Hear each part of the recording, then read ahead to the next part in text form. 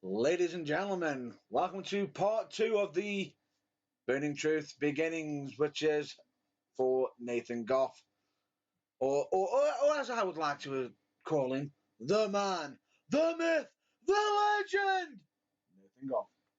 People don't realise how happy this has just made him that I've actually learned to do an introduction. He's been asking now for nearly 2 years. I only ever got to do it once when you weren't here.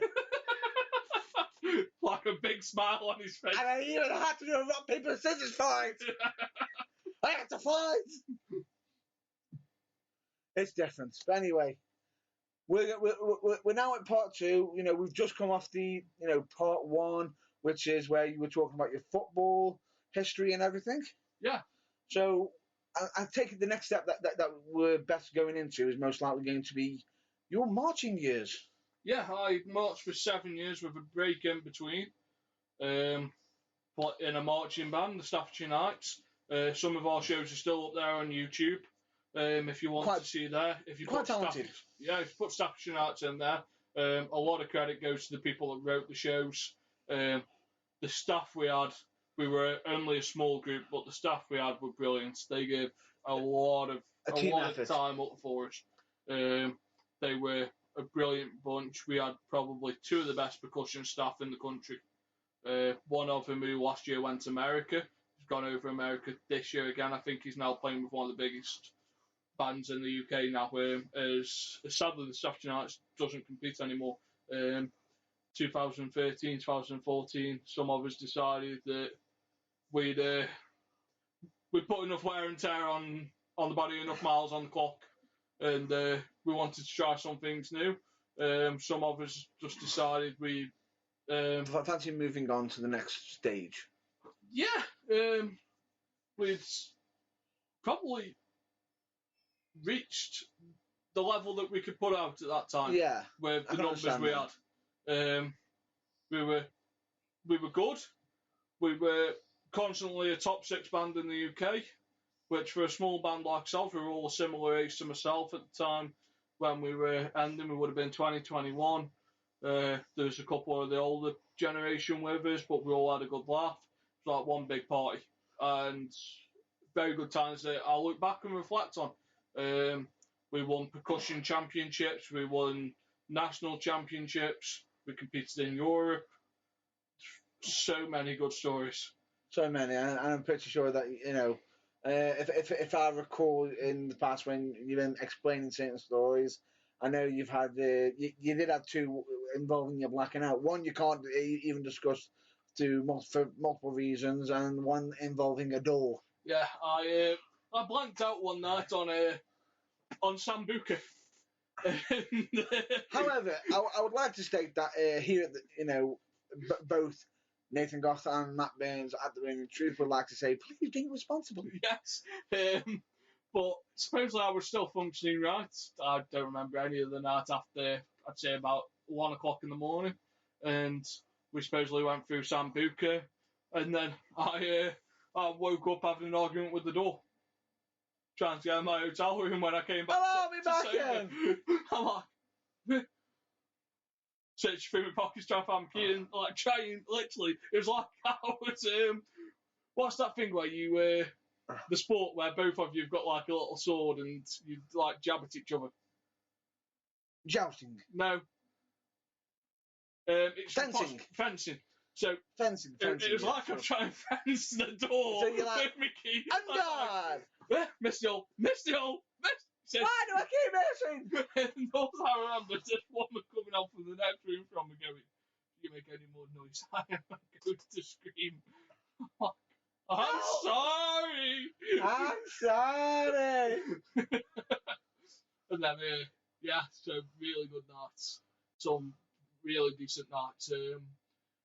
I remember when I did a year on the off-field percussion section, we partied from 7:30 in the afternoon till 4 o'clock in the morning, and we had to leave at 7 in the morning. So I got back to the hotel room, I wasn't going to fall asleep. Fencing with the door again. No, I opened the door in one go, and I remember jumping on this king-size double that I had, thinking that it'd be a good idea. Walking out through the screen, terribly, terribly wrong. Bounced off the fucking thing and landed on the floor. Oh! My alarm, because I set an alarm just in case I did fall asleep, woke me back up at 6:15 with the worst headache in the world, and a canopy next to me on the shelf, and I'm like, I'm going to have a shower. So I opened the can of beer, I had a charge to have a shower, but couldn't stand up straight in the shower. While having hair with the dog. As you previously stated, please drink responsibly. And, just some brilliant times in Holland. I'll never say never to going back. If everything aligned right, I'd love to have another go at it. The conditions would have to be right with the right group of people, but I think the activities moved on from what we appreciated it for towards the end of my time. We appreciated it for the performance we put on, but we also enjoyed having the fun times, having like our own private time after. Like we didn't, like it's got a lot stricter now. Like I'm not going to say it's a sport, but sports have got a lot stricter now. Like you look at the WWE, all the superstars don't go out and get pissed. You look at like the darts players are all under you mean strict. They have like the professionalism side. Yeah, they basically want you to set an example. Like now, it's a lot more like that, and the activity, for better or worse, is following that. And I wish it all the best. But I enjoyed the party atmosphere afterwards. However, I can pretty much already see coming plenty of them years, still to come. I enjoy a good drink and a good laugh, as you can vouch. As I can vouch, and also my chin, if I'm not mistaken, with a certain curb. But more on that. And me chucking your own rooms. I have no idea what you're on about. I have no idea what you're on about. No. Anyway, more on that on that side of the story for possibly the dual parts. Yeah. The official how we, more after when we met. I'm dreading that part already because of the stories, the humour, the laughs. Because people are going to realise your parents are so different, but that will be the time where you realise no, they're not so different. No, we do share some similarities. Yeah. Out of the two of us, I think I keep us going. I'm quite. You often say a wrestler's character is something turned up to 10. It's cranked up. Yeah, I'm always turned up at 10. That's the difference. You're a character by yourself. So regardless of it, when people actually meet him at a wrestling show, they actually think he's part of the wrestling, not realising it's actually him. This is me. This is me, folks. Yeah, what up? No, it really is. It really is, and believe me, we've got plenty of stories involved in that. However, one thing I wanted to talk about with yourself was it was something that you did express something to me, which is quite interesting because the heart condition that you currently have. The Wolff Parkinson's white. Wolff Parkinson's white, which not many people realise how it is sort of rare, but they don't realise how many famous people actually have it. No, so Tony Blair suffers from it, and MVP. Full name Montal Vontavious Porter. Yeah. In case if anybody wants to look it up. It's basically just where your heartbeat can do double the arrhythmia. It has like a double circuit, and it can cause you to faint, black out, get lightheaded, shortness of breath. It can cause a whole function of things. And I got diagnosed with this halfway between 2010 when I was 18. I can imagine that being quite a bit of a surprise. Yeah, another shock to the system. It was quite literally. Yeah, having to adjust the way that you are. It was a wake-up call. I realised I could change. It was a nice reflection point. It also brought some demons, which a lot of people don't realise when you have to pack in everything you enjoy. And I lost an output for a short medium of time. I was battling, because I'd just started university at this point, and I was battling some demons. I'd lost a bit of confidence, and I had no output like to get rid of what I like to call extra energy, like where excess energy. Yeah, where you want to be doing something, but you're always in constant fear of, if you use that energy, could that affect the condition? Yeah. So eventually, while I was at uni, again, if I had 11 o'clock lecture, I'd go in for 9:30. I'd go grab a magazine. I'd go sit in some part of the student union where I knew I could get away. And I'd just sit there. I'd sit there with like an orange juice or something. At this point, I wasn't allowed energy drinks because I was on beta blockers and flecainide. So I wasn't allowed caffeine. I wasn't allowed cranberry juice. So it was I was adjusting the way that I lived a little bit. So I'd just used to sit there, and then I'd play pool a little bit. And then one of my mates saw me. I was pissing around one day, shooting with one hand, with a drink in the other, and it was just like getting used to just shooting with one hand. That's quite talented. That's quite talented. It was also quite big-headed. Oh, definitely. And we were just messing around, and then his brother came and picked him up, and he goes, "Do you fancy playing for me? What, just for one night?" I went, "I haven't got a cue with me," because I would never take. Well, I didn't have a good cue then anyway. I just had like a shitty little two-piece that came together. Yeah. Basically something you could buy from Argos. People go, well, it don't make the difference. It's the person that makes the cue. No, the cue makes the person as well. Like if you just want to piss around, then the cue don't really make that much of a difference. If you want to do it regularly, and then the cue, competitiveness. The cue does make a big difference because the wood that it's made from, and it just makes a big difference. So right tools for the right job. Yeah. So I went to play this one game for him.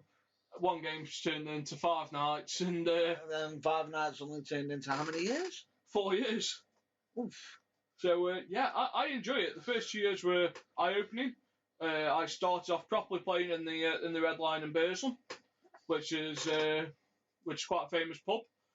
It's one that Robbie Williams used to face out when he wrote Angels. Yes. That's it. That it was. And I started off playing in there. Honing the craft. What I'd say to anyone starting off now is the same thing that I'm just trying to teach one of the people who I've took on, who's a junior county player, who won't mind me saying this, is you have to learn to lose before you can learn to win. Yeah. And that's something I learned very quickly. Because there's always going to be someone that's better than you. I sort of learned, you sort of do learn that in, for anything that you do go into. A lot of people can say, "Oh, I'm a natural, I'm this," but if you've never lost, then eventually the ego is going to creep up and say, "Oh, I've never lost, I've never done this, I've never done that, I'm better than this guy and that guy." Then eventually, when the loss does come, it hits them way harder. Yeah, and the first 2 years didn't really do much. I started playing with a person who I've now gone back to play with, Mr. Daz Potts, who's a relation, who is the nephew of the world champion Gareth Potts. We played together. We started playing together for a year. Then I wanted to try my craft elsewhere, as he did. We both went to separate ways for a year. He went back earlier on, and then I got a phone call a couple of weeks ago, as I wasn't going to play Tuesday nights, and he rang me up. He went, "Goughy, we need you. Do you fancy playing?" Not really. He goes, "Do you fancy playing?" Not really. He goes, "I'll see you at 8. And he hung up the phone on me. And 8 o'clock's turned into me doing a season with him. We have a good laugh. We play away. Better now. We've started winning some trophies. And it's nice. All of us can still improve, but I've had a chance to. I've been privileged enough to have some brilliant people who have played in tours gone by and people that are playing on the tour now, just spend a couple of hours with you to go try this, or you've got a good break where you show them how you do your break, and basically it's a bit of a learning environment in a way. yeah, You've got people who are approaching you who are sort of they're not saying you're bad or anything. That's giving you criticism, but in a positive way. Like yeah, well, I've learned so much just off loads of people. As an old gentleman in there by the name of Pops, as we're all affectionately call him, and he'll make you laugh when he tells you his war stories, but he'll also pull you to one side and go, "Why are you hitting it that hard? All you need to do is just stroke through, or if you're breaking off soft and you're quite a big lad, which I am a big lad. I'm a big unit, as he calls it. Goes as a he goes, it's a big hammer. He goes, use it. And he's like, and I've learned so much. I've been privileged to learn off some of the best people in the game playing Stoke. And it's nice. I can imagine that being, it's a bit like a bit of a gathering of people, sort of like a bit of a sports family. Oh yeah, there's banter thrown everywhere, which is brilliant. Like before I started playing again, I was in a little bit of a bad place, and this brought the outlay out for me to become competitive again and sort of put that excess energy to use. And it was also just a nice place just to throw banter around where no one gets offended, which is hard to find nowadays. Like, no one gets offended by anything anyone says, and that's quite nice. Like, we've got 4 match tables that are spread over like between 6, and abuse just gets thrown from one table to the next and in background. Sort of, but it's not anything really serious or anything. No. And it's just banter. Yeah, and everyone has a laugh. Which in certain environments is good. It's healthy. Yeah. Which some people might view it as, oh, he's picking on him. Not really. If you were new to the place, you'd go, that is wrong, what is being said. But if you've been there long enough, you realise nothing's meant by it. The funny thing about it is, I remember the first time you got me introduced to it, and you were expecting me to be offended. However, you were caught off guard by the fact that I just took it on the chin and it's quite calm, and you were like, does this have anything to do with the banter you get from wrestling? I goes, pretty much. It's pretty similar to the banter that you do get in a locker room. It is, because the difference is, and the one thing I've always stated is, if you can't have a laugh at the lads, or it can be lads, lassies, if you can't have the laugh with the entertainment family or sports family or pool family, wrestling family, if you can't have a laugh at that, then there's something wrong. No, there is. I agree with that. It's a nice place, and I enjoy practicing there. And it's good. That's good. Like the banter's amazing. It's healthy. That's what I'm saying. It's healthy there. Yeah. As long as it's healthy, not in the case of like if it was too far. At least I'm pretty sure you'll have somebody who say, "Whoa, that's too far." Oh yeah, like I've had a couple of instances where I've had to look up at someone and go, "Say that again," and there will be trouble. As the case is in most places, there has been times where even as much as a lot of people have seen me playing the villain and seen me playing the good guy. When they see me playing the villain, they think I've got a short temper. Then, actual quiet facts, as you've known, what's my temper like? Oh, you're like a little cuddly teddy bear. You're like a slowpoke. It takes a lot to annoy you, but when you're annoyed, you're very powerful. Basically, what you're saying is, you're very docile until annoyed. I'm docile when so basically, did you just somehow refer to me to the Hulk? Smash! You're a mix between Slowpoke, a Hulk, and a Psyduck. I'll take that. I'll take that as a compliment. Say. But no, so that's cool. We've got the league.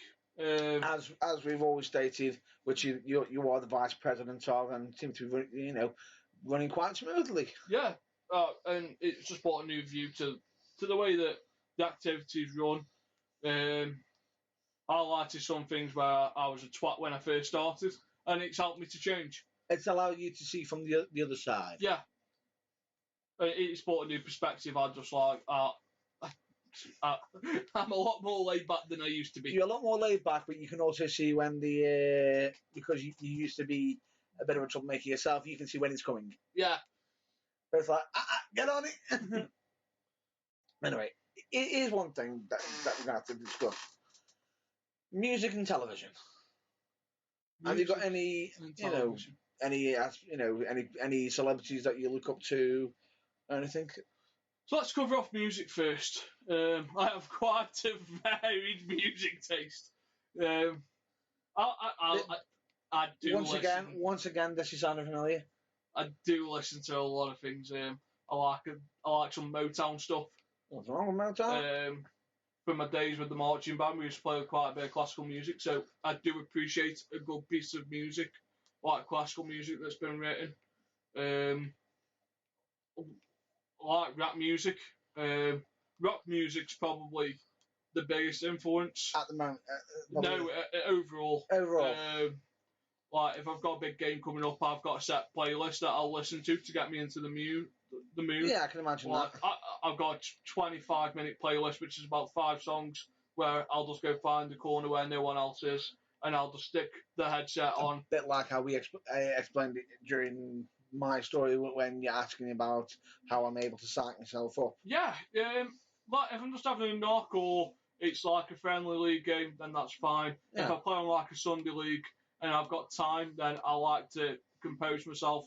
I'll stick my headset on and then I'll stick the playlist on. It's a 5-track playlist. It has Metallica, Enter the Sandman on there. It has Professor Green Avion on there, which is the Monster advert. Relentless advert, sorry. Relentless advert. From there. And then after, it goes on to Slipknot, Before I Forget. And then on there, what else on there? Because I haven't got the playlist. Look at it. It's just automatically. I just got the playlist and it goes through. But it sort of generates what you need to feel. Yeah, it just sticks me in that zone.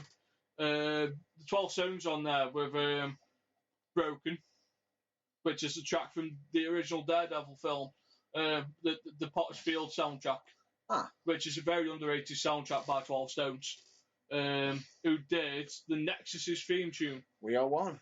We Are One on there, which is, again, very underrated song. And then after, the last song I listened to on the playlist is Marilyn Manson, Tainted Love. I'm surprised you haven't got the original on there. No, I prefer the Marilyn Manson version. Fair enough. But, like, music can express someone's mood. Yeah, I can vouch for that because, as we stated once again in my if I'm not mistaken, was it part 1 or I think it was part 2? Part 2, I think, yeah. Part 2 it was, I think it was. When I was explaining, I go from different musics, but I even sometimes just listen to music just to unwind, relax. Yeah, I do a lot of travelling by public transport, so I get a lot of time to listen to music. So you got a lot of time to start to either do your research, listen to music. Yeah, so I get a chance to listen to a lot of different stuff. Like if I haven't got anything to do, I'll just stick on a random playlist. It'll go through 100 songs. It'll just pop something up and it'll come on there. You know, it could pop up with Rihanna. It could pop up with the Four Tops. Who knows? Or it could pop up with Lost Prophets. I know a lot of people don't like listening to Lost Prophets now, but due to certain actions that have actually happened. However, that does not reflect on your your listening.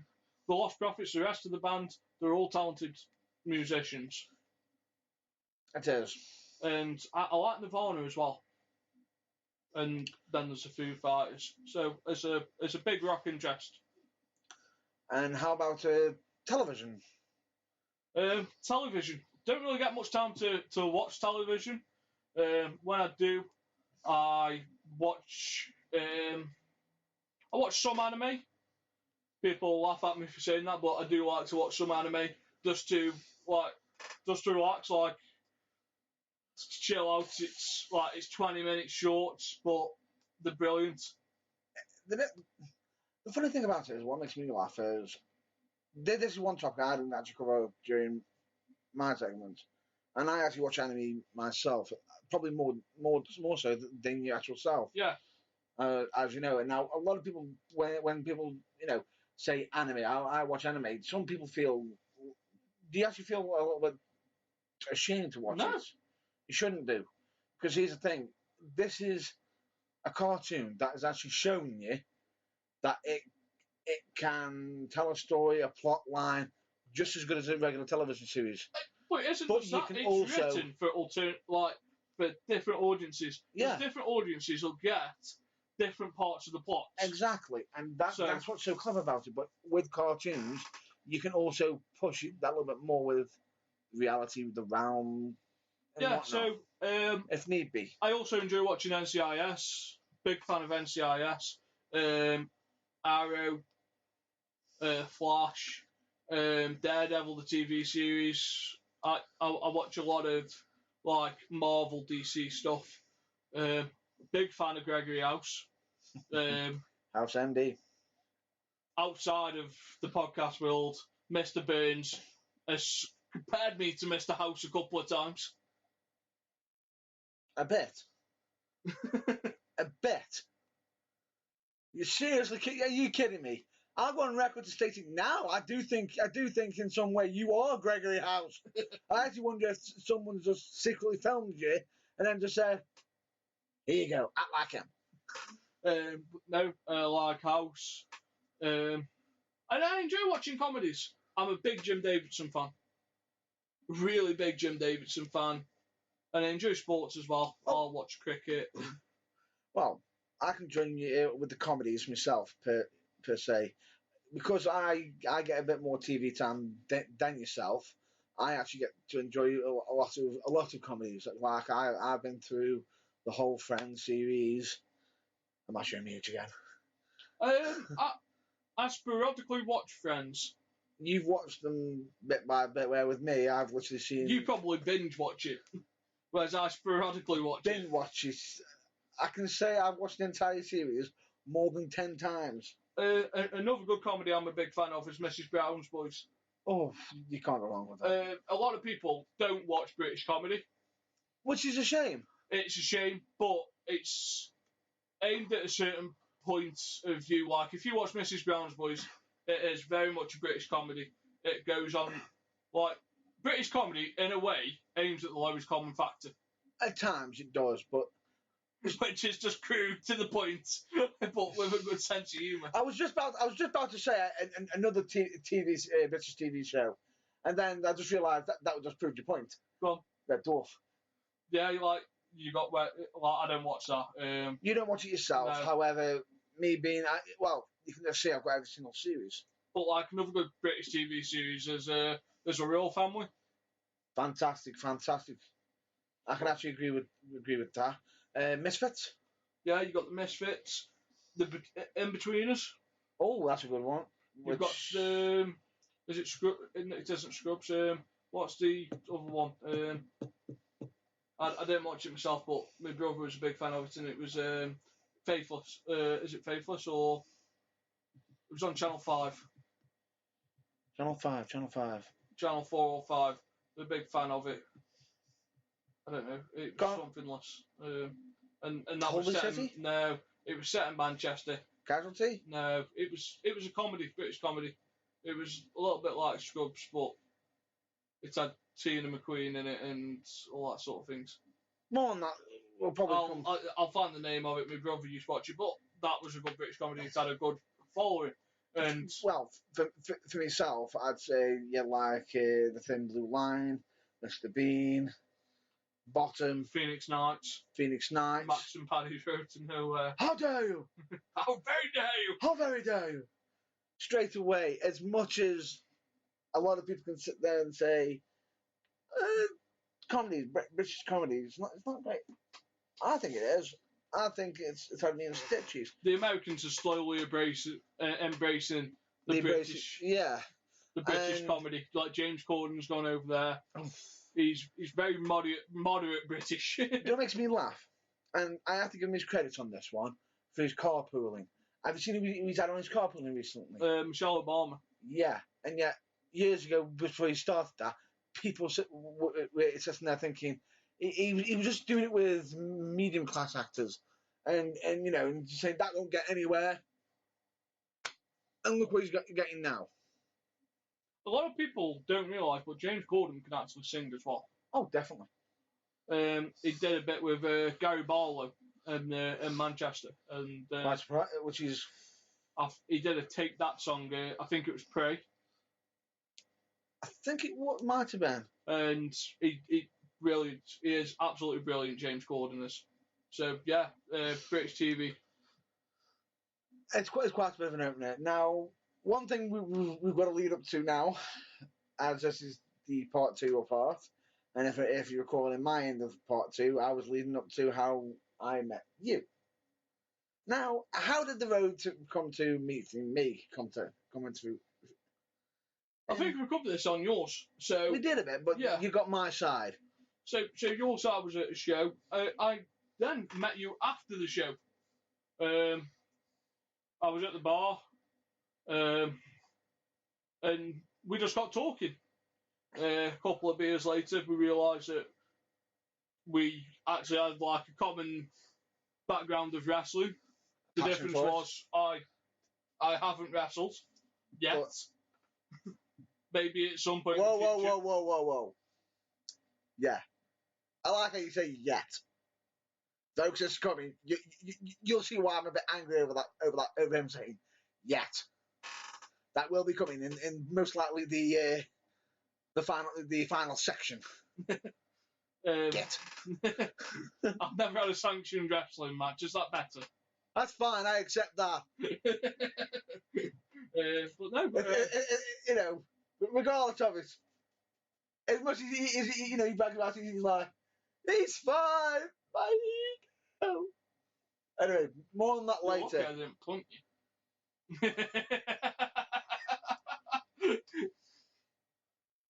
Just for the record, folks, all I'm just going to say is cheap shots. Moving on. But then with a couple of beers, we realised we had common interest. The funny thing about it is, I actually remember that show because as I was driving, I was doing my mental thing, and you got to see me as a fan favourite. Yeah. Which you haven't actually seen me as a villain. And it was just common interest, and then we were like, right, we'll have a catch up in a couple of weeks. I left thinking of nothing of it. A couple of weeks later, I got a text going, right, are you ready for that catch up now? Which you didn't expect. And so we went for the catch up. We did a couple more catches up after that, and then I pitched the idea of BT4W.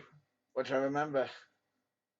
Which took you a couple of months, yeah. To actually grasp the concept of it. No, it wasn't grasping the concept. It was coming to terms with the... It was something different. It's something that some might consider forbidden. But the thing that made me realise, I remember sitting down one time and looking and realising, as much as it was a bit of an old school thinking that I was stuck in. And the weird thing about it is, as much as I can turn around and say, yes, it's an old school way of thinking, yes, it is. Now, the problem with that is, and a lot of people can say, oh, well, you've done it, you've done it now, you've done damage. Not really. We've nowhere scraped the surface on damage. Not really. We're not causing any harm. And if I'm not mistaken, if anything, we've done more to help, to try to promote wrestling. Yeah. So that was the major factor that sort of made me sort of come to the light. Yeah. But that took some pitching. Because it was just a general back on it that took some getting used to. Yeah. I remember when we first tried it, the first episode that never made it to air. No. It wasn't even an episode. If I'm not mistaken, you're on about the testable bit. Which, irony, I've actually still got. Which was 3.5 hours long. No, I'm not about that one. I'm on about the test. I wonder if you remember Yodelay, Yodelay, Hee Hoo. Followed by someone, that's all I can check in the hairball. I remember the first one, like the first episode we did. Oh, you mean the first official? Well, unofficial. Oh, unofficial. Because it never made it dry. It never made it to air. I will state this on record. The first time we were drinking, we were driving, we were in the groove. Got to the finish. Uh-oh. Dave. Yes, Matt. I think the recorder broke. What do you mean? I don't think it recorded anything. What? Now it's 3.5 hours long, and we were going to split it over 4 weeks. Oh dear. Not all saved. But then again, now that I look back at it, I just think to myself, if we actually had that episode go out, would we be around? Probably not. No. No. But anyway, I think that's going to be most likely a wrap up for this one. Would you agree? Yeah. On this. So the next time we come around to the beginnings segment, it's going to be a bit of a different one. Yeah. This is going to be the dual one. This is going to be both myself and Nathan. And what would you say we should describe? Would you say B4TW? Oh no, BT4W? Or shall we just call it the warm up for the Burning Truth? It was like a pre-climax. That's a good way of explaining this, yeah. We did 16 episodes. Some of them were funny for content. Some of them were funny for content. Some of them I actually do question. I've actually looked back at them and paused and just gone, how the hell have we not been thrown off? There's some pearlers of content on there, and they were all kept in the original form. Like there was no edit. This is the funny thing that a lot of people don't realise with it. They don't realise how much. A lot of people say, "Oh, that was edited." Not a single part of it was edited. And if I'm not mistaken, nothing we do has been edited. In all fairness. Yeah, you can say that. Everything's done in one take. In one take. Like even the recorded stuff that we release, we do it in one take. If I'm not mistaken, you've even had me on one of the recordings in the past falling off a chair, laughing so hard I couldn't breathe. Yeah, no, carry on me for 10 minutes. He had to carry on for 10 minutes on his own while I'm trying to catch my breath. Or trying to get my breath back because I'm too busy laughing. But moments like that we'll always treasure. Yeah. But a lot of people didn't realise that we do everything in one take. In one take, which is quite a feat. Yeah. But one thing I will state right now, that we'll be mostly explaining them stories for next time. So, is there anything else you want to state? No. Right, so with that, I recommend that everybody to check out your local, stores, hobbies, interests, events. Be well, be safe, and be good. I say, and until then, we will be around. So we will look forward to the next episode. So goodbye from me. Goodbye from me. See ya.